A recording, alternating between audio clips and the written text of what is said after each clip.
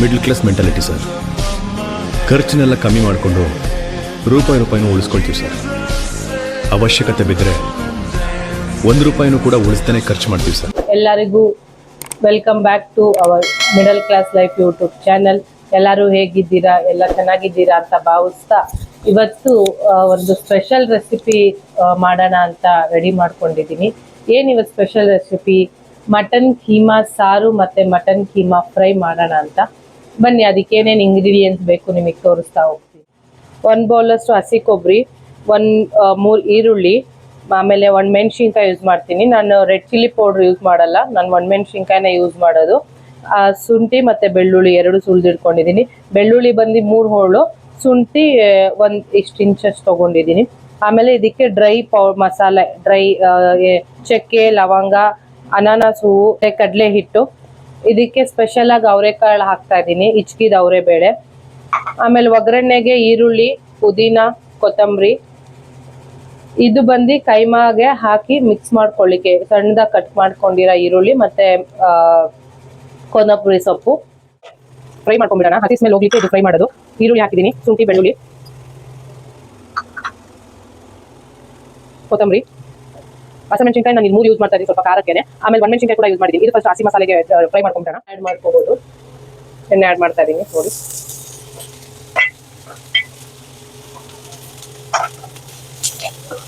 ಈ ತರ ನೀವು ಫ್ರೈ ಮಾಡ್ಕೊಂಡಾಗ ಹಸಿ ಸ್ಮೆಲ್ ವಾಸನೆ ಹೋಗುತ್ತೆ. ಹಂಗಾಗಿ ಸ್ವಲ್ಪ ಎಣ್ಣೆ ಹಾಕೊಂಡು ಫ್ರೈ ಮಾಡ್ಕೋಬೇಕು. ಫ್ರೈ ಆಗಿದೆ, ಆಲ್ಮೋಸ್ಟ್ ಗೋಲ್ಡನ್ ಬ್ರೌನ್ಗೆ ಬಂದಿದೆ. ಈಗ ಇಳಿಸ್ಬಿಟ್ಟು ಒಂದು ತಟ್ಟೆಗೆ ಹಾಕೊಳ್ಳೋಣ. ಯಾಕಂದ್ರೆ ಡೈರೆಕ್ಟ್ ನಾವು ಮಿಕ್ಸಿಗೆ ಹಾಕಿದ್ರೆ ಜಾರ್ ಹಾಳಾಗತ್ತೆ ಒಂದು. ಆಮೇಲೆ ಬಿಸಿ ಇರೋದ್ರಿಂದ ಮಸಾಲೆ ಎಲ್ಲ ಎಗ್ರೋಗ್ಬಿಡತ್ತೆ. ಹಂಗಾಗಿ ಫಸ್ಟ್ ನಾವು ಹಾರಕ್ಕೆ ಹಾಕ್ಬಿಡೋಣ ಒಂದು ತಟ್ಟೆಗೆ. ಈಗ ಇದಕ್ಕೆ ಡ್ರೈ ರೋಸ್ಟು 1 ಮೆಣಸಿನ್ಕಾಯಿ ಹೇಳಿದ್ನಲ್ಲ, ಗುಂಟೂರು ಮತ್ತೆ ಬ್ಯಾಡಗಿ 2 ಯೂಸ್ ಮಾಡ್ತಾ ಇದ್ದೀನಿ ನಾನು ಇಲ್ಲಿ. ಇದು ಫಸ್ಟ್ ಡ್ರೈ ರೋಸ್ಟ್ ಮಾಡ್ಕೊಂಡ್ಬಿಡೋಣ. ಬರೀ 1 ಮೆಣಸಿನ್ಕಾಯಿನ. ನಮ್ಮನೆಯವರಿಗೆ ತುಂಬಾ ಇಷ್ಟ ಕೈಮಾ ಉಂಡೆ ಸಾರು ಮತ್ತೆ ಕೈಮಾ ಫ್ರೈ. ನಾವು ಮಟನ್ ಅಲ್ಲಿ ಜಾಸ್ತಿ ಪ್ರಿಫರ್ ಮಾಡೋದೇ ಕೈಮಾ. ಮಟನ್ ನಾವು ಜಾಸ್ತಿ ಯೂಸ್ ಮಾಡಲ್ಲ, ಯಾಕಂದ್ರೆ ಕೊಬ್ಬಿನಾಂಶ ಇರುತ್ತೆ, ಫ್ಯಾಟ್ ಇರುತ್ತಲ್ವಾ. ಹಂಗಾಗಿ ನಾವು ಮಟನ್ ಪ್ರಿಫರ್ ಮಾಡಲ್ಲ. ಏನಿದ್ರು ಕೈಮಾನೇ ಪ್ರಿಫರ್ ಮಾಡೋದು. ಅದು ರೇರು, ಯಾವಾಗಲೂ 3 ಮಂತ್ಸ್ ಒಂದ್ಸರಿನೋ ಏನೋ ನಾವು ಕೈಮಾನ ತರೋದು. ಹಂಗಾಗಿ ನಮ್ಮ ಮನೆಯವ್ರಿಗೆ ತುಂಬಾ ಇಷ್ಟ ಕೈಮಾದ ಸಾರು ಮತ್ತೆ ಕೈಮಾದ ಉಂಡೆ. ಅದಕ್ಕೆ ಇವತ್ತು ಅವ್ರಿಗೋಸ್ಕರ ಈ ಸ್ಪೆಷಲ್ ಅಡುಗೆ. ಇದೊಂದು ಸ್ವಲ್ಪ ರೋಸ್ಟ್ ಆಗಲಿ. ನಿಮಗೆ ಘಾಟ್ ಬರುತ್ತೆ, 1 ಮೆಣಸಿನ್ಕಾಯಿ ಉರಿಬೇಕಾದ್ರೆ ಸ್ವಲ್ಪ ಘಾಟ್ ಬರುತ್ತೆ ನೋಡಿ. ಇದು ಓಕೆ, ಇದು ಹಾರಕ್ಕೆ ಹಾಕೊಂಡ್ಬಿಡೋಣ ಇದ್ರ ಜೊತೆನೆ. ಈಗ ಇದಕ್ಕೆ ನಾನು ಹೇಳಿದ್ನಲ್ಲ ಸ್ಪೈಸೀಸು, ಚಕ್ಕೆ, ಲವಂಗ, ಮೆಣಸು, ಗಸಗಸೆ, ಆಮೇಲೆ ಅನಾನಸ್ ಹೂವು, ಸೋಂಪು ಕಾಳು, ಇಷ್ಟು ಹಾಕಿ ಡ್ರೈ ರೋಸ್ಟ್ ಮಾಡ್ಕೊಳ್ತೀನಿ ನಾನು. ನೀವು ಯಾವ ತರ ಕೈಮದ ಉಂಡೆ ಸಾರು ಅಥವಾ ಕೈಮಾ ಫ್ರೈ ಮತ್ತೆ ಕೀಮಾ ಗೊಜ್ಜು ಸಹ ಮಾಡ್ತಾರೆ. ಅದು ನೆಕ್ಸ್ಟ್ ಯಾವಾಗ ಆಗುತ್ತೆ ಆ ರೆಸಿಪಿ ನಿಮಗೂ ಮಾಡಿ ತೋರಿಸ್ತೀನಿ. ನಿಮ್ಮ ಮನೇಲಿ ನೀವು ಯಾವ ತರ ಕೈಮಾ ಸಾರು ಮಾಡ್ತೀರಾ ಅಥವಾ ಕೈಮಾ ಫ್ರೈ ಮಾಡ್ತೀರಾ ಕಮೆಂಟ್ ಬಾಕ್ಸ್ ಮೂಲಕ ತಿಳಿಸಿ. ಗೊತ್ತಿಲ್ದವರು ಈ ರೆಸಿಪಿನ ಟ್ರೈ ಮಾಡಿ ಮನೇಲಿ, ಹೇಗ್ ಬರುತ್ತೆ ಹೇಳಿ. ಇದು ಕೂಡ ನಮ್ಮ ಮಮ್ಮಿಯಿಂದಾನೇ ನಾನು ಕಲ್ತಿರೋದು. ಆಲ್ಮೋಸ್ಟ್ ನಾನು ಅಡುಗೆ ನಮ್ಮ ಅಮ್ಮಯಿಂದಾನೇ ನಾನು ಕಲ್ತಿರೋದು. ಏನಾದ್ರು ಬೇಕು ಅಥವಾ ಏನಾದ್ರು ಇಂಗ್ರೀಡಿಯೆಂಟ್ಸ್ ಗೊತ್ತಾಗಿಲ್ಲ ಅಂದ್ರೆ ಅಮ್ಮಂಗೆ ಫೋನ್ ಮಾಡ್ತೀನಿ ಒಂದೊಂದ್ಸರಿ. ಹಾಕಿ ಹಾರಕ್ ಬಿಡಿ. ಯಾಕಂದ್ರೆ ಡೈರೆಕ್ಟ್ ನೀವು ಮಿಕ್ಸಿ ಜಾರ್ಗೆ ಹಾಕಬೇಡಿ, ಬಿಸಿ ಇರೋ ಕಾರಣಕ್ಕೆ ಮಸಾಲೆಗಳು ಎಗ್ರುಕೋಬಹುದು. ಇದು ಸಾಂಬಾರ್ಗೆ ಮತ್ತೆ ಕೀಮಾಗೆ 2 ಒಂದೇ ಮಸಾಲೆ ಯೂಸ್ ಮಾಡ್ತಾ ಇದ್ದೀನಿ. ಕೀಮಾ ಕಲಿಸ್ಬೇಕಾದ್ರೆ ನಿಮಗೆ ತೋರಿಸ್ತೀನಿ ಮತ್ತೇನು ಯೂಸ್ ಮಾಡಬೇಕು ಕೀಮಾ ಉಂಡೆ ಕಟ್ಲಿಕ್ಕೆ ಅಂತ. ಇದು ಸ್ವಲ್ಪ ಮಾಡ್ಕೊಂಡಿದ್ದು ಮಸಾಲ ಎಲ್ಲ ತಣ್ಣಗಾಗಿದೆ. ಇದು ಜಾರ್ಗೆ ಹಾಕೊಂಡ್ಬಿಡೋಣ. ಆಮೇಲೆ ತುಂಬಾ ಏನಂತಾರೆ ನೀರು ಹಾಕೊಂಡು ರುಬ್ಬೋದು ಬೇಡ, ಡೈರೆಕ್ಟ್ ಆಗಿ ಹಾಗೆ ರುಬ್ಕೋಬಹುದು. ತರಿ ಮತ್ತೆ ಫಸ್ಟ್ ತರಿಯಾಗಿ ರುಬ್ ನೋಡಿ. ಕಂಪ್ಲೀಟ್ ಆಗಿ ರುಬ್ಕೊಂಡಿದೆ, ಕರೆಕ್ಟ್ ಆಗಿದೆ ಅಂದ್ರೆ ಹದ ಓಕೆ. ಇಲ್ಲ ಅಂದ್ರೆ ಇನ್ನೊಂದು ಸ್ವಲ್ಪ ಹೊತ್ತು ರುಬ್ಬೇಕಾಗುತ್ತೆ.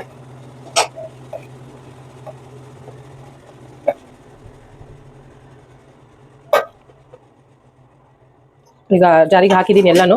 ನೀರು ಹಾಕ್ದಿಲ್ಲಂಗೆ ರುಬ್ಕೋಬೇಕು. 1 ಬೌಲ್ ಕೊಬ್ಬರಿ ತೆಗ್ದಿಟ್ಟಿದ್ನಲ್ಲ ಅದು ಆ್ಯಡ್ ಮಾಡ್ಕೊಳ್ಳಿ. ಈ 1 ರೌಂಡ್ ಮಿಕ್ಸಿ ಮಾಡ್ಕೊಂಡಿದ್ದೀನಿ ನುಣ್ಣಗೆ. ಅದಕ್ಕೆ ಈಗ ಮತ್ತೆ ಕೊಬ್ಬರಿ ಆ್ಯಡ್ ಮಾಡ್ಕೊಂಡಿದ್ದೀನಿ. ಈಗ ಇನ್ನೊಂದ್ಸರಿ ಮಿಕ್ಸಿ ಮಾಡ್ಕೊಂಡ್ಬಿಡೋಣ. ಈಗ ಮಸಾಲೆ ರೆಡಿ ಇದೆ ನೋಡ್ಬೋದು. ಈ ಕನ್ಸಿಸ್ಟೆನ್ಸಿಲಿ ಇರಬೇಕು, ತುಂಬಾ ನೀರು ಹಾಕಿ ರುಬ್ಕೋಬೇಡಿ, ತರಿಯಾಗಿ ಈ ಕನ್ಸಿಸ್ಟೆನ್ಸಿಲಿ ಇರಬೇಕು. ಈಗ ಇದ್ರಲ್ಲಿ ಸ್ವಲ್ಪ ನಾನು ಎತ್ತಿಡ್ಕೊಂತೀನಿ, ಏನಕ್ಕೆ ಕೈಮಾ ಉಂಡೆ ಮಾಡ್ಲಿಕ್ಕೆ. ಈಗ ಎಣ್ಣೆ ಕಾದಿದೆ, ಅದಕ್ಕೆ ನಾನು ಉದ್ದಕ್ಕೆ ಸಣ್ಣದಾಗಿ ಹೆಚ್ಕೊಂಡಿರೋ ಈರುಳ್ಳಿ ಒಗ್ಗರಣೆಗೆ,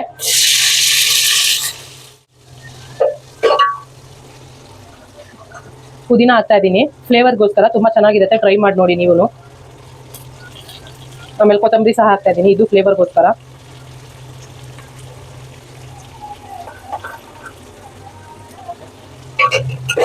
ಬ್ರೌನಿಶ್ ಬಂದಿದೆ. ಬರೀ ಕೈಮಾ ಉಂಡೆ ಇದ್ರೆ ಮಜಾ ಬರಲ್ಲ, ಹಂಗಾಗಿ ಅದು ಕುರಿದು ಎದೆ ಚಕ್ಲ ಬರುತ್ತಲ್ಲ ಅದು ಒಡ್ಸ್ಕೊಂಡ್ ಬಂದಿದ್ದಾರೆ ನಮ್ಮ ಮನೆಯವರು. ಅದೀಗ ಇದಕ್ಕೆ ಹಾಕ್ತಾ ಇದ್ದೀನಿ, ಯಾಕಂದ್ರೆ ಅದು ಫಸ್ಟ್ ಬೇಯಬೇಕಲ್ವಾ ಚೆನ್ನಾಗಿ, ಹಂಗಾಗಿ ಇದಕ್ಕೆ ಹಾಕ್ತಾ ಇದ್ದೀನಿ. ಇದು ಚರ್ಬಿ ಇದೆ, ಕೆಲವೊಬ್ರು ಯೂಸ್ ಮಾಡಲ್ಲ, ಕೆಲವೊಬ್ರು ಯೂಸ್ ಮಾಡ್ತೀರಾ. ಚರ್ಬಿ ಹಾಕಿದ್ರೆ ಟೇಸ್ಟ್ ಚೆನ್ನಾಗಿ ಬರುತ್ತೆ, ಅದೇ ಫ್ಯಾಟ್ ಇರೋ ಕಾರಣಕ್ಕೆ ಯೂಸ್ ಮಾಡಲ್ಲ ಕೆಲವೊಬ್ರು. 1 ಟೇಬಲ್ ಸ್ಪೂನ್ ಅರ್ಶಿನ ಯೂಸ್ ಮಾಡ್ತಾ ಇದ್ದೀನಿ. ಅರ್ಶಿನ ಅಡುಗೆಲಿ ಯೂಸ್ ಮಾಡೋಷ್ಟು ಒಳ್ಳೇದು, ಯಾಕಂದ್ರೆ ಇದು ಆಂಟಿಬಯೋಟಿಕ್ ಆಗಿ ನಮಗೆ ವರ್ಕ್ ಆಗುತ್ತೆ. ಅಡುಗೆಗೆಲ್ಲ ಆಲ್ಮೋಸ್ಟ್ ನಾನು ದಪ್ಪ ಉಪ್ಪುನೇ ಯೂಸ್ ಮಾಡೋದು, ಹುಡಿ ಉಪ್ಪು ಯೂಸ್ ಮಾಡಲ್ಲ. ಇದನ್ನ ಸ್ವಲ್ಪ ಚೆನ್ನಾಗಿ, ಈಗ ನಾನು ಹೇಳಿದ್ನಲ್ಲ ಇಚ್ಕವರೆ ಬೇಳೆ ಯೂಸ್ ಮಾಡ್ತಾ ಇದ್ದೀನಿ, ಇಚ್ಕವರೆ ಕಾಳು ಅದೀಗ ಹಾಕ್ತಾ ಇದ್ದೀನಿ. ಟೇಸ್ಟ್ ತುಂಬಾ ಚೆನ್ನಾಗಿ ಕೊಡುತ್ತೆ ಇದು. ಇದು ಆಯಿಲ್ ಜೊತೆ ಫ್ರೈ ಮಾಡ್ಕೊಳ್ಳೋಣ. ಸ್ವಲ್ಪ ಫ್ರೈ ಆಗಿ, ನಾನಿಲ್ಲಿ ಅವರೆಕಾಳು ಇದು ಇಚ್ಕಿದ ಅವರೆಬೇಳೆ ನಾನು 1/4 kg ಯೂಸ್ ಮಾಡಿದ್ದೀನಿ. ತುಂಬಾ ಯೂಸ್ ಮಾಡಬೇಡಿ, ನಾನು 1 kg ಕೈಮತ್ ಸಾರು ಮಾಡ್ತಾ ಇರೋದ್ರಿಂದ ನಾನು 1/4 kg ಯೂಸ್ ಮಾಡಿದ್ದೀನಿ. ಇಲ್ಲಾಂದ್ರೆ ಬರೀ ನಿಮ್ಗೆ ಆಮೇಲೆ ಅವರೆಕಾಳು ಸಾಂಬಾರ್ ಆದಂಗೆ ಹೋಗುತ್ತೆ. ಹಂಗಾಗಿ ಸ್ವಲ್ಪ ಲಿಮಿಟೆಡ್ ಆಗಿ ಯೂಸ್ ಮಾಡ್ಕೊಳ್ಳಿ ಅವರೆಕಾಳು, ಇಚ್ಕಿದವರೆ ಯೂಸ್ ಮಾಡಿರೋದು ನಾನು. ಈಗ ಇದಕ್ಕೆ ರುಬ್ಬಿದ ಮಸಾಲ ಹಾಕೊಂತಾ ಇದ್ದೀನಿ. ಹೇಳಿದ್ನಲ್ಲ ಆಮೇಲೆ ಕೈಮಕ್ಕು ಬೇಕು ಅಂತ ಅದಕ್ಕೆ ಇಟ್ಕೊಂಡಿದ್ದೀನಿ. ಸ್ವಲ್ಪ ಈ ಮಸಾಲೆನೆ ಚೆನ್ನಾಗಿ ಅದಕ್ಕೆಲ್ಲ ಏನು ಮ್ಯಾರಿನೇಟ್ ಥರ ಆಗಬೇಕು, ಹಂಗಾಗಿ ಮಸಾಲೆಯಲ್ಲೇ ಸ್ವಲ್ಪ ಫ್ರೈ ಮಾಡಿ ಒಂದು 5 ಮಿನಿಟ್ಸ್ ಬಿಡಿ. ಯಾಕಂದ್ರೆ ಅದು ಮಸಾಲೆ ಸ್ಮೆಲ್ಲು ಹೋಗುತ್ತೆ, ಆಮೇಲೆ ಕುದಿಬೇಕಾದ್ರೆ ನಿಮಗೆ ಆಯಿಲ್ ಬಿಡ್ಕೊಳ್ಳುತ್ತೆ ಸೈಡೆಲ್ಲ, ಅವಾಗ ಆ ಟೇಸ್ಟ್ ಚೆನ್ನಾಗಿ ಬರುತ್ತೆ. ಹಂಗಾಗಿ ಈಗ ಅದಾಗಷ್ಟರಲ್ಲಿ ನಾನು ಕೈಮಾ ರೆಡಿ ಇಟ್ಕೊಂಡಿದ್ದೀನಿ. ಈಗ ಫಸ್ಟ್ ಮಿಕ್ಸಿಗೆ ಹಾಕಿ ನುಣ್ಣಗೆ ರುಬ್ಕೋಬೇಕು. ಸ್ವಲ್ಪ ಬರ್ತೀರಾ ಕೈಮಾ ಉಂಡೆನ ಮಿಕ್ಸಿ ಮಾಡ್ಕೊಡ್ ಬನ್ನಿ. ಸೊ ಅಂಗಡಿಯಿಂದ ಮಟನ್ ಕೈಮಾ ತಂದಿರ್ತೀವಿ, ಅವರು ಹದವಾಗಿ ಹೊಡೆದಿರ್ತಾರೆ. ಆದ್ರೆ ಮನೆಗೆ ತಗೋಬಂದು ನಾವು ಸ್ವಲ್ಪ ರುಬ್ಕೋಬೇಕು. ಇಲ್ಲ ಅಂತಂದ್ರೆ ಕಡಿಬೇಕಾದ್ರೆ ಬಾಯಿಗೆ ಅದ್ರದ್ದು ಮೂಳೆನೆ ಸಿಗ್ತದೆ. ಆಮೇಲೆ ಅಡ್ಗೆ ಮನೇಲಿ ಈ ತರ ಹೆಲ್ತಿಗೆ ಹೆಲ್ಪ್ ಮಾಡೋದೇನು ತಪ್ಪೇನಿಲ್ಲ. ಇದನ್ನ ನಾನ್ ಕಲ್ತಿದ್ದು, ನಮ್ಮಮ್ಮ ಕಲ್ಸ್ಕೊಟ್ಟಿರೋದು. ಮದ್ವೆ ಆದ್ಮೇಲೆ ಹೆಂಡತಿಗೆ ಹೆಲ್ಪ್ ಮಾಡ್ಬೇಕು ಅಂತ. ಸೊ ಎಲ್ಲಾ ಗಂಡಸರಿಗೂ ಏನ್ ಟಿಪ್ಸ್ ಕೊಡ್ತೀನಿ ಅಂತಂದ್ರೆ, ಒಂದು ದಿನ ಮಾಡಬೇಡಿ, ಅಟ್ಲೀಸ್ಟ್ ತಿಂಗಳಿಗೆ ಒಂದ್ಸಲಿ ಈ ತರ, ಇಲ್ಲ ಒಂದು 15 ದಿನಕ್ಕೆ ಒಂದ್ಸಲಿ ಅವ್ರಿಗೆ ಸ್ವಲ್ಪ ಸಹಾಯ ಮಾಡಿ. ಅಡುಗೆ ಮನೆಯಲ್ಲಿ ತರಕಾರಿ ಹೆಚ್ಚೋದು, ಇಲ್ಲ ಊಟ ಎಲ್ಲ ಆದ್ಮೇಲೆ ಪಾತ್ರೆ ತೊಳ್ಕೊಡೋದು. ಸೊ ಈ ತರ ಎಲ್ಲ ಹೆಲ್ಪ್ ಮಾಡ್ತಾ ಇದ್ರೆ ಗಂಡ ಹೆಂಡತಿ ಬಾಂಡಿಂಗ್ ಚೆನ್ನಾಗಿರುತ್ತೆ, ಆಯ್ತಾ? ಇದೇ ನನ್ನ ಟಿಪ್. ಜಾಸ್ತಿನೂ ರುಬ್ಬಕ್ ಹೋಗ್ಬೇಡಿ, ಈ ತರ ನೈಸಿಗೆ ಎರಡು ಮಿಕ್ಸ್ ಆಗೋ ತರ ಪೇಸ್ಟ್ ಆಗ್ಬೇಕು. ಆಮೇಲೆ ಒಂದು 5 ನಿಮಿಷ ರುಬ್ಬಿಟ್ಟು ಇನ್ನೊಂದು 8 ನಿಮಿಷ 10 ನಿಮಿಷ ರುಬ್ಬಿಟ್ರೆ ಬ್ಯಾಲೆನ್ಸ್ ಆಗಿರಲ್ವಲ್ಲ ಮಾಂಸ. ಸೊ ಹಾಗಾಗಿ ಈಕ್ವಲ್ ಆಗಿರ್ಬೇಕು. ಈಗ ನಾವ್ ಹೆಂಗೆ ವರ್ಕ್ ಮತ್ತೆ ನಮ್ ಲೈಫ್, ಪರ್ಸನಲ್ ಲೈಫ್ ಎರಡು ಬ್ಯಾಲೆನ್ಸ್ ಮಾಡ್ತೀವಿ, ಆ ತರ ಇರ್ಬೇಕು ಕೈಮಾ ಮಾಡೋದ್ರಲ್ಲಿ. ನಾವು ಮಾಡ್ತೀವಿ ಅಡ್ಗೆ ಒಂದೊಂದ್ಸಲಿ. ಸೊ ಮುಂದಿನ ದಿನಗಳಲ್ಲಿ ನಮ್ ರೆಸಿಪಿ ನೀರ್ ಹಾಕೊಂಡಿದ್ದೀನಿ. ನಿಮಗೆ ಯಾವ ತರ ಕನ್ಸಿಸ್ಟೆನ್ಸಿ ಬೇಕು ನೀವು ಆ ಹದಕ್ಕೆ ನೀರ್ ಹಾಕೊಳ್ಳಿ. ನನಗೆ ಈ ಕನ್ಸಿಸ್ಟೆನ್ಸಿ ಸಾಕು. ನಮ್ಮನೇಲಿ ಸ್ವಲ್ಪ ಅಂದ್ರೆ ಕುದ್ದಾಗ ಮತ್ತೆ ಗಟ್ಟಿ ಆಗತ್ತೆ, ಹಂಗಾಗಿ ಸ್ವಲ್ಪ ನಾನು ತೆಳ್ಳಗೆ ಇರ್ಲಿ ಅಂತ ಈಗ ಹಾಕೊಂಡಿದ್ದೀನಿ ವಾಟರ್. ಕುದ್ಮೇಲೆ ಗಟ್ಟಿ ಆಗೇ ಆಗತ್ತೆ, ಹಂಗಾಗಿ ನಾನು ಈ ಕನ್ಸಿಸ್ಟೆನ್ಸಿಲಿ ಹಾಕಿದ್ದೀನಿ. ಈಗ ನಮ್ಮ ಮನೆಯವರು ಆಲ್ರೆಡಿ ಕೈಮಾನ ರುಬ್ಕೊಂಡಿದ್ದಾರೆ, ಈಗ ಅವರೇ ಮಸಾಲೆ ಹಚ್ತಾರಂತೆ. ಬನ್ನಿ, ಈಗ ರುಬ್ಬಿರಂತಹ ಕೀಮಾಗೆ ಅವಾಗಲೇ ತೋರಿಸಿದ್ನಲ್ಲ ನಿಮಗೆ, ಸಣ್ಣದಾಗ ಹೆಚ್ಚುರ ಈರುಳ್ಳಿ, ಆಮೇಲೆ ಕೊತ್ತಂಬರಿ ಸೊಪ್ಪು, ಆಮೇಲೆ ಶುಂಠಿ ಬೆಳ್ಳುಳ್ಳಿ ಪೇಸ್ಟ್ 1 ಟೇಬಲ್ ಸ್ಪೂನು, ಆಮೇಲೆ ಚಿಲ್ಲಿ ಪೌಡರು, ಮತ್ತೆ ಆಲ್ರೆಡಿ ಮಸಾಲ ತೋರಿಸಿದ್ನಲ್ಲ ರುಬ್ಬಿಟ್ಕೊಂಡಿರೋ ಮಸಾಲ, ಅದು ಹಾಕಿದ್ದೀನಿ. ಈಗ ಕಡಲೆ ಹಿಟ್ಟು,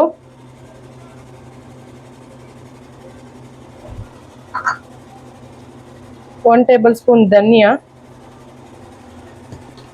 ಆಮೇಲೆ ಇದು ನಾನು ಮನೇಲೆ ಮಾಡಿರೋದು ಗರಂ ಮಸಾಲೆ ಪೌಡರ್, ಎಲ್ಲ ಸ್ಪೈಸಸ್ನ ಡ್ರೈ ಮಾಡಿಬಿಟ್ಟು ಅಂದ್ರೆ ರೋಸ್ಟ್ ಮಾಡಿಬಿಟ್ಟು ಮಾಡಿರೋದು. ಇದನ್ನ ಆ್ಯಡ್ ಮಾಡ್ಕೊತಾ ಇದ್ದೀನಿ. ನಾನಿಲ್ಲಿ ಯಾವುದೇ ಥರದ್ದು ಹೊರಗಡೆ ಮಟನ್ ಮಸಾಲ ಆಗಲಿ ಅದೇ ಥರದ್ದು ನಾನು ಯೂಸ್ ಮಾಡ್ತಾ ಇಲ್ಲ, ಪ್ಯಾಕೆಟು. ಇದಕ್ಕೆ ಸ್ವಲ್ಪ ಪೆಪ್ಪರ್ ಹಾಕೊಳ್ಳೋಣ.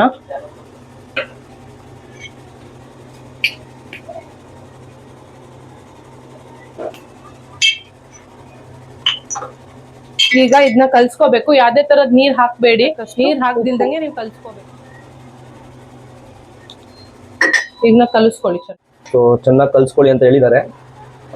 ಅಡುಗೆ ಮಾಡೋದಕ್ಕೆ ಹೆಚ್ಕೊಳ್ಳೋದು ಪಚ್ಕೊಳ್ಳೋದು ಎಲ್ಲ ಇದ್ದೇ ಇರ್ತದೆ.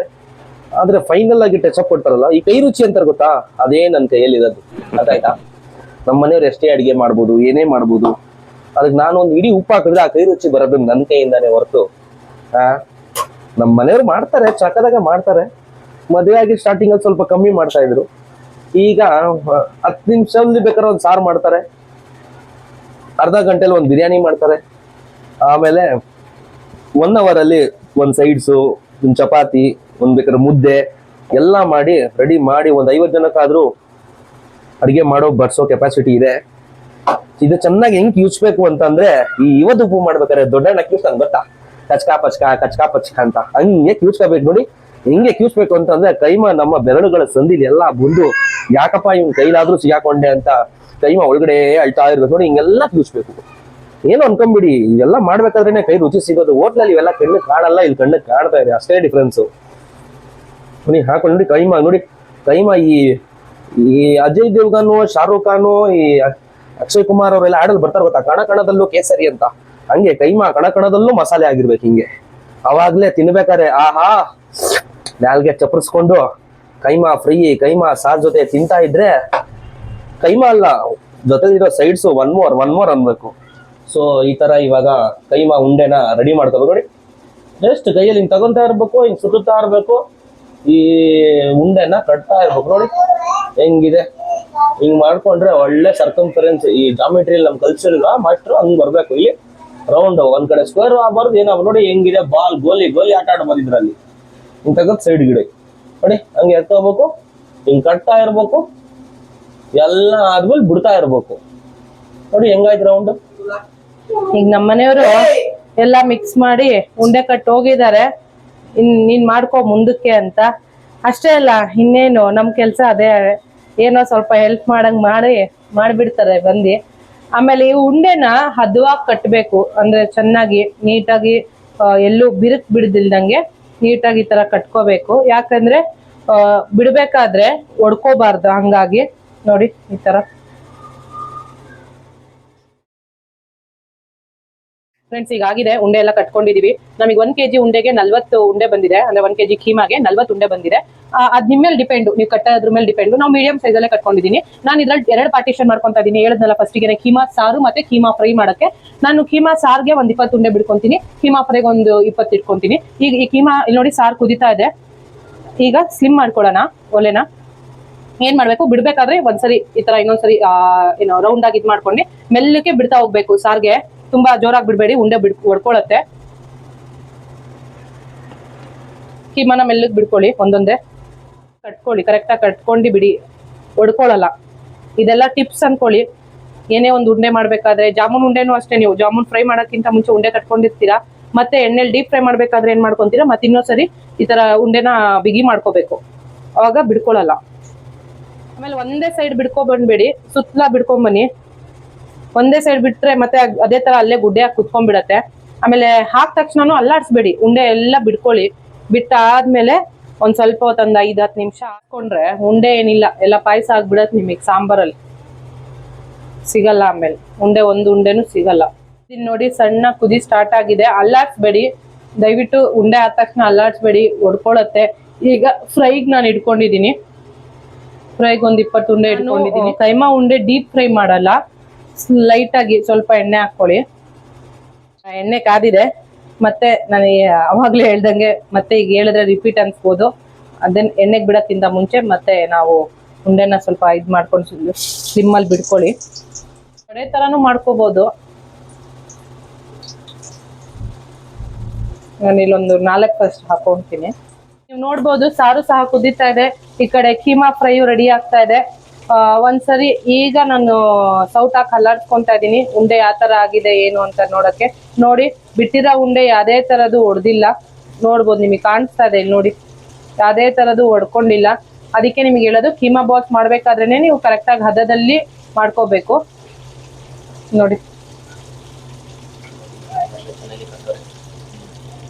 ಅಂತೂ ಇಂತೂ ನಮ್ಮ ಮನೆಯವ್ರಿಗೆ ಹೇಳಿದಕ್ಕೆ, ಒಂದು ಹದದಲ್ಲಿ ಕಟ್ಟಿರೋದಕ್ಕೆ ಇವತ್ತು ಕೀಮಾ ಉಂಡೆ ಬಿಡ್ಕೊಂಡಿಲ್ಲ, ಚೆನ್ನಾಗಿ ಕಟ್ಟಿದ್ದಾರೆ.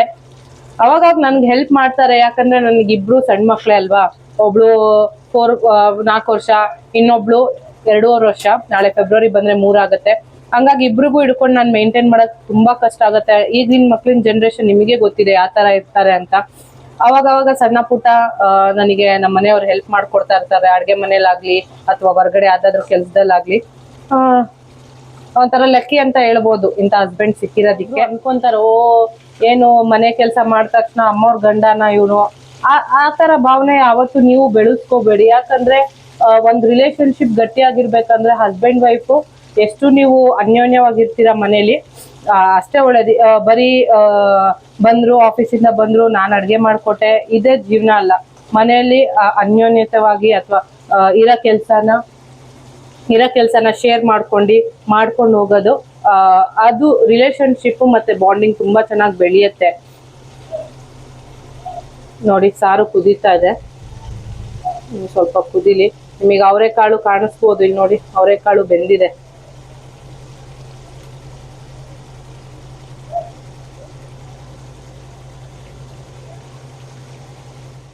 ಹಸ್ಬೆಂಡ್ ವೈಫ್ ಹೇಗಿರ್ಬೇಕು ಅಂದ್ರೆ ಯಾರು ಏನೇ ಅಂದ್ರು, ಯಾರೇ ಮೂರನೇವರು ನಿಮಗೆ ಕಲ್ಲು ಹೊಡೆದ್ರು ಇಬ್ರು ಬಿಡ್ಕೊಡ್ದಿಲ್ದಂಗೆ ಅನ್ಯೋನ್ಯವಾಗಿರ್ಬೇಕು. ಯಾವ್ದೇ ಒಂದು ಸಿಚುವೇಶನ್ ಬರ್ಲಿ, ಕಷ್ಟ ಬರ್ಲಿ, ಸುಖ ಬರ್ಲಿ, ಖುಷಿ ಬರ್ಲಿ, ಒಬ್ರಿಗೊಬ್ರು ಅರ್ಥ ಮಾಡ್ಕೊಂಡು ಅನ್ಯೋನ್ಯವಾಗಿ ಜೀವನ ಮಾಡ್ಬೇಕು. ಯಾರೋ ಒಬ್ರು ಬಂದು ಮೂರನೇವ್ರು ಕಲ್ಲು ಹೊಡೆದಾಗ ಅವ್ರ ಮೇಲೆ ಅನುಮಾನ ಪಡೋದು, ಇವ್ರು ಹಂಗಂದ್ರು ಇವ್ರು ಹಿಂಗಂದ್ರು ಅಂತ ಯಾವತ್ತು ನಿಮ್ ಹಸ್ಬೆಂಡ್ ಆಗ್ಲಿ ವೈಫ್ ಮೇಲೆ ದೂರಕ್ಕೆ ಹೋಗ್ಬೇಡಿ. ಕೆಲವೊಬ್ರು ಇರ್ತಾರೆ ಏನಂತಾರೆ ಹೊಟ್ಟೆ ಜಲಸಿ ಪಡ ಜನನೂ ಇರ್ತಾರೆ. ಅವರೆಲ್ಲ ಇದ್ದಾಗ್ಲೇ ಅಲ್ವಾ ನಾವು ಬೆಳೆಯಕ್ಕಾಗದು. ನೋಡಿ ನಮ್ದು ಸಾಂಬಾರ್ ಕುದಿ ಸ್ಟಾರ್ಟ್ ಆಗಿದೆ ಆಲ್ರೆಡಿ. ಚೆನ್ನಾಗಿ ಕುದಿಲಿ, ಸ್ವಲ್ಪ ಹಸಿ ಮಸಾಲೆ ವಾಸನೆ ಹೋಗುತ್ತೆ, ಆಮೇಲೆ ಸ್ವಲ್ಪ ಉಂಡೆನು ಬೇಯ್ಬೇಕಲ್ವಾ. ನನಗೂ ಮದ್ವೆ ಆಗಿ ಸ್ಟಾರ್ಟಿಂಗ್ ಅಲ್ಲಿ ಅಡ್ಗೆ ಇಷ್ಟು ಬರ್ತಾ ಇರ್ಲಿಲ್ಲ. ಏನೋ ಸಣ್ಣ ಪುಟ್ಟ ಅಡ್ಗೆ ಮಾಡ್ಕೊಂಡಿದ್ದೆ. ಇಷ್ಟು ಅಡ್ಗೆ ಮಾಡಕ್ಕೆ ನಮ್ಮಮ್ಮನೇ ನನಗೆ ಮೇನ್ ಇನ್ಸ್ಪೈರೇಷನ್ ಅಂತಾನೆ ಹೇಳ್ಬೋದು. ಯಾಕಂದ್ರೆ ಪ್ರತಿ ಸಲ ನಾನು ಏನಾದ್ರೂ ಮುಂಚೆ 1-2-3 years ಬ್ಯಾಕ್ ಏನಾದ್ರೂ ಅಡ್ಗೆ ಮಾಡ್ಬೇಕಾ ಅಮ್ಮಂಗ್ ಫೋನ್ ಮಾಡ್ಕೊಂಡು ರೆಕಾರ್ಡಿಂಗ್ ಮಾಡ್ಕೊಂಡು ಇಟ್ಕೊಂಡು ಅಡ್ಗೆ ಕಲಿತಾ ಇದ್ದೆ. ಎಲ್ಲದಕ್ಕೂ ಟೈಮ್ ಕೊಡ್ಬೇಕು. ಯಾವ್ದೇ ಒಂದು ಕಲಿತೀವಿ ಅಂದ ತಕ್ಷಣ ಅದಕ್ಕೆ ಟೈಮ್ ಕೊಟ್ಟಾಗ ಆರಾಮಾಗಿ ಎಲ್ಲಾರು ಸಹ ಕಲಿತಾರೆ. ಏನು ಯಾರು ಕಲ್ತಿರೋ ವಿದ್ಯೆ ಅಂತ ಅಲ್ಲ, ಯಾರು ಹುಡ್ದಾಗ್ಲಿಂದ ಏನು ಕಲ್ತ್ಕೊಂಡ್ ಬಂದಿರಲ್ಲ. ಬಂದ್ಮೇಲೆ ಎಲ್ಲಾರು ಕಲೀಲೇಬೇಕು. ಒಂದಿಲ್ಲ ಒಂದಿನ ಏನಂದ್ರೆ ದಿನ ಏನಾದ್ರೂ ಒಂದು ಲರ್ನಿಂಗ್ ಪ್ರೋಸೆಸ್ ಇದ್ದೇ ಇರತ್ತೆ ಲೈಫಲ್ಲಿ, ಆಯ್ತಾ. ಹಂಗಂತೇಳಿ ಈಗ ಬಂದ ತಕ್ಷಣನೇ ನಾವು ಅಡ್ಗೆ ಮಾಡಕ್ ಬರಲ್ಲ ಹಾಗೆ ಹೀಗೆ ಅಂತ ದಯವಿಟ್ಟು ಯಾರನ್ನು ದೂಷಿಸ್ಬೇಡಿ. ಎಲ್ಲಾನು ಟೈಮ್ ಕೊಡ್ಬೇಕು, ಅಡ್ಜಸ್ಟ್ ಆಗಕ್ ಟೈಮ್ ಕೊಡ್ಬೇಕು. ಬಂದಿರೋ ಹೊಸ ಮನೆಗೆ ಅಥವಾ ಅಡ್ಗೆ ಮಾಡಕ್ ಬರ್ದಿಲ್ದವ್ರು ಅಥವಾ ಏನೋ ಒಂದು ಸಣ್ಣ ಪುಟ್ಟ ಇರತ್ತೆ, ಅವ್ರವ್ರ ಎಲ್ಲಾರ್ ಲೈಫಲ್ಲೂ ಏನಾದ್ರೂ ಒಂದು ಇದ್ದೇ ಇರತ್ತೆ. ಹಂಗಾಗಿ ಸ್ವಲ್ಪ ಟೈಮ್ ಕೊಡಿ. ಯಾರೇ ಒಬ್ರು ನಿಮ್ ಮನೆಗ್ ಬರ್ತಾರೆ ಅಂದ್ರೆ ಹೊಸ್ದಾಗ್ ಬಂದಿದ್ದಾರೆ, ಅಡ್ಜಸ್ಟ್ ಆಗ್ಬೇಕು ಅಂದಾಗ ಟೈಮ್ ಕೊಡಿ. ಆಟೋಮೆಟಿಕ್ ಆಗಿ ಎಲ್ಲಾರು ಅವರು ಕಲಿತಾರೆ. ಏಕ್ದಮ್ ನೀವು ಯಾರ್ದೋ ಮಾತು ಕೇಳ್ಕೊಂಡು ಅವ್ರ ಮೇಲೆ ದೂಷಿಸಿದ್ರೆ ಬಹಳ ತಪ್ಪಾಗತ್ತೆ. ಇವತ್ತು ನಾನು ಒಬ್ಳು ಪಾರ್ಟ್. ನನಗೂ ಮುಂಚೆ ಅದೇ ತರ ಅಡ್ಗೆ ಮಾಡಕ್ ಬರ್ತಾ ಇರ್ಲಿಲ್ಲ. ಇವತ್ತು ಇಷ್ಟು ಮಟ್ಟಿಗೆ ಅಡ್ಗೆ ಮಾಡ್ತಾ ಇದ್ದೀನಿ ಅಂದ್ರೆ ನಮ್ಮಮ್ಮ ನನಗೆ ಇನ್ಸ್ಪೈರೇಷನ್ ಒಂದು. ಆಮೇಲೆ ನನ್ನ ಹಸ್ಬೆಂಡ್ ತಾಳ್ಮೆ ಸಹ. ಯಾವತ್ತು ಅವರು ನೀನ್ ಈ ತರ ಮಾಡಿದ್ಯಾ ಆ ತರ ಮಾಡಿದ್ಯಾ, ಚೆನ್ನಾಗಿಲ್ಲ ಅಂದ್ರು ಚೆನ್ನಾಗಿದ್ಯಮ್ಮ ಮುಂದಿನ ಸರಿ ಇದೊಂದು ಸ್ವಲ್ಪ ಕಮ್ಮಿ ಮಾಡ್ಕೊ, ಇದೊಂದು ಸ್ವಲ್ಪ ಜಾಸ್ತಿ ಮಾಡ್ಕೊ ಅಂತ ಇಷ್ಟು ಅನ್ಕೊಂಡು ಇವತ್ತು ತನಕ ನನ್ನ ಜೊತೆ ಹೆಜ್ಜೆ ಹಾಕೊಂಡು ಬಂದಿದ್ದಾರೆ. ನಿಮಗೂ ಅಷ್ಟೇ ಹೇಳೋದು, ಹೆಂಡತಿ ಏನಾದ್ರು ಅಡ್ಗೆ ಮಾಡಿದಾಗ ಸಣ್ಣದಾಗಿ ತಪ್ಪಾಗಿದ್ರು ಅಡ್ಜಸ್ಟ್ ಮಾಡ್ಕೊಳ್ಳಿ. ಇವತ್ತೆಲ್ಲ ನಾಳೆ ಸರಿ ಹೋಗ್ತಾರೆ, ಅಡ್ಗೆ ಮಾಡ್ತಾರೆ. ಸಾರು ಕುದೀತಾ ಇದೆ ನೋಡ್ಬೋದು. ಇನ್ನು ಸ್ವಲ್ಪ ಉಂಡೆ ಬೇಯಲಿ. ಇದು ಆಲ್ಮೋಸ್ಟ್ ಆಗಿದೆ, ತೆಗೆದ್ಬಿಡ್ತೀನಿ.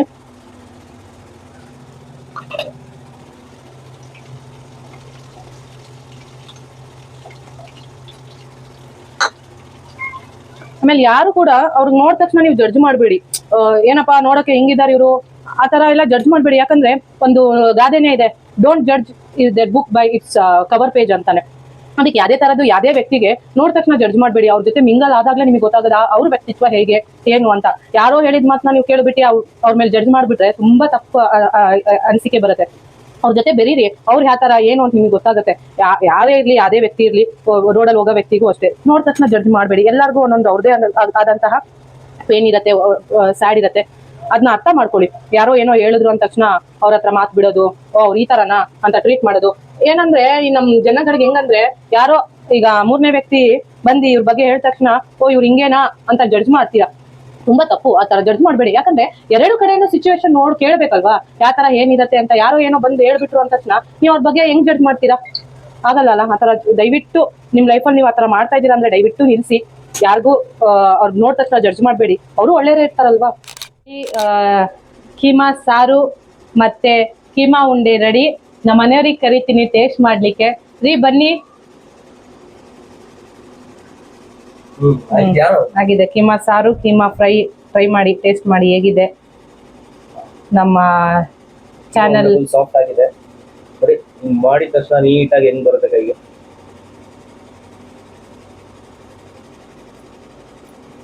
ಸಾಫ್ಟ್ ಆಗಿದೆ, ಟ್ರೈ ಮಾಡ್ಲಿ. ಸೊ ಕೈಮಾ ಮಿಕ್ಸ್ ಮಾಡ್ಬೇಕಾದ್ರೆ ನಾನು ಮಿಕ್ಸ್ ಮಾಡಿದಲ್ಲ ಎಲ್ಲ ಪ್ರತಿಯೊಂದು ಕಣದಲ್ಲೂ ಮಸಾಲೆ ಹಂಗಾಗಿದೆ. ಆದ್ರೆ ಇದ್ರ ಜೊತೆ ಏನೋ ಒಂದು ಮಿಸ್ಸಿಂಗ್ ಇದೆ, ಅದು ನಮ್ಮ ಗಂಡು ಮಕ್ಳಿಗೆ ಮಾತ್ರ ಗೊತ್ತಾಗುತ್ತೆ. ಓಕೆ, ಚೆನ್ನಾಗಿದೆ, ತುಂಬಾ ಚೆನ್ನಾಗಿದೆ. ಟ್ರೈ ಮಾಡಿ, ಸೀರಿಯಸ್ ಆಗಿ ಟ್ರೈ ಮಾಡಿ. ನಮ್ಮ middle class life channel subscribe ಮಾಡಿ, ಲೈಕ್ ಮಾಡಿ, ಶೇರ್ ಮಾಡಿ, ಕಮೆಂಟ್ ಮಾಡಿ. ಇನ್ನೇನು ಹೇಳಕ್ಕಾಗಲ್ಲ, ಇಷ್ಟ ಹೇಳಕ್ಕಾಗಲ್ಲ. ಸಾರ್ ಟೇಸ್ಟ್ ಮಾಡಿ, ಬೆಳೆಸಿ ಸಾಸು ಟೇಸ್ಟ್ ಮಾಡೋಣ.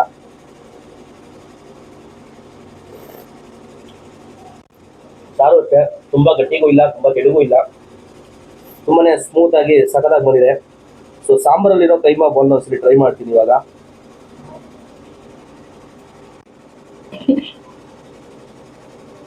ಇದು ಅಷ್ಟೇ ಬಿಸಿ ಇದೆ.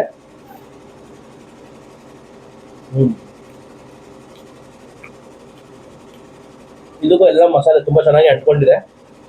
ಸೊ ನಾನು ಟ್ರೈ ಮಾಡ್ತಾ ಇದ್ದೀನಿ. ಚೆನ್ನಾಗಿ ಖಂಡಿತ ಫ್ರೆಂಡ್ಸ್, ತುಂಬಾ ಚೆನ್ನಾಗಿ ಬಂದಿದೆ. ವೈಟ್ ರೈಸ್ ಚೆನ್ನಾಗಿರುತ್ತೆ. ಇನ್ನು ಸ್ವಲ್ಪ ನೀವು ಹಾರ್ಡ್ ಆಗಿ ಗ್ರೇವಿ ಟೈಪ್ ಮಾಡಿದ್ರೆ ಗೀ ರೈಸ್ಗೂ ತುಂಬಾ ಚೆನ್ನಾಗಿರುತ್ತೆ. ಸೊ ಟ್ರೈ ಮಾಡಿ, ಮತ್ತೆ ಮುಂದಿನ ವಿಡಿಯೋದಲ್ಲಿ ಸಿಗೋಣ. ಬಾಯ್.